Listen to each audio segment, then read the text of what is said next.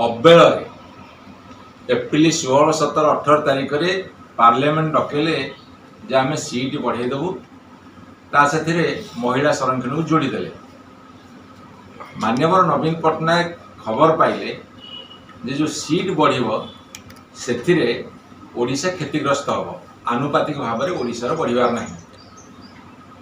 ए कथा को लेकिन जो तर्क है मान्यवर नवीन पट्टनायक चिठी लिखिले जे गोटे 48 घंटा भितर आप विधानसभा डाकतु ओडिशार स्वार्थ को रक्षा करने ये विधानसभा आम दाबी रखा केंद्र सरकार पाखे से शुणिले। प्रथम कथा है 16, 17, 18 अबेल कहीं डकैले से प्रश्न उत्तर देना। द्वितीय कथा है संख्या नथिला जानी बिल पारित हो पारनी आलोचना कले ना विरोधी दल को कॉन्फिडेंस भितर नेले ना तथापि बिल पेश कले एवं पराजय लगिले।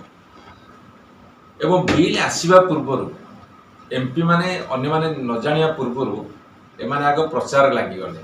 प्रधानमंत्री मोदी भाषण देले नारी बंधन अधिनियम तापर एटू सबुठी मीटिंग फिटिंग कर पकेले।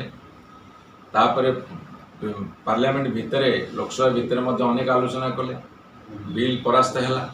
तापर बर्तमान राजरास्तार भाषण जाति उद्देश्य भाषण एमती बर्तमान बहुत ड्रामा चली।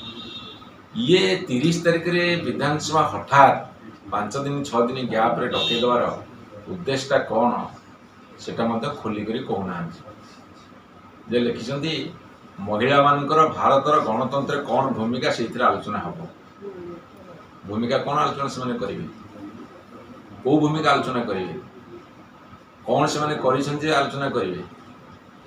2023 मसीह महिला आरक्षण बिल पास कले से 500 सीट हो कि 850 सीट हो कि 543 सीट हो कि जिते सीट हो सीट बढ़िया से आरक्षण कौन संपर्क अच्छी 543 सीट रे भोट हेले 33% पाइबे 850 सीट हेले 33% पाइबे किंतु सीट बढ़िया संख्या महिला आरक्षण कहीं जोड़िले को उद्देश्य जोड़िले उद्देश्य सफा ये पॉलिटिकल स्टंट करेंगे राजनीति करी सत्य जमी से एका कांदुंट आउ कहार किसी माने नहीं करिवारे से मेसिया बोली जो देखे मसीहा हवा था 30 तारीख तुम्हें कौन कर जान किंतु आम 30 तारीख देखा देखी हवा आलोचना जब हम देखा।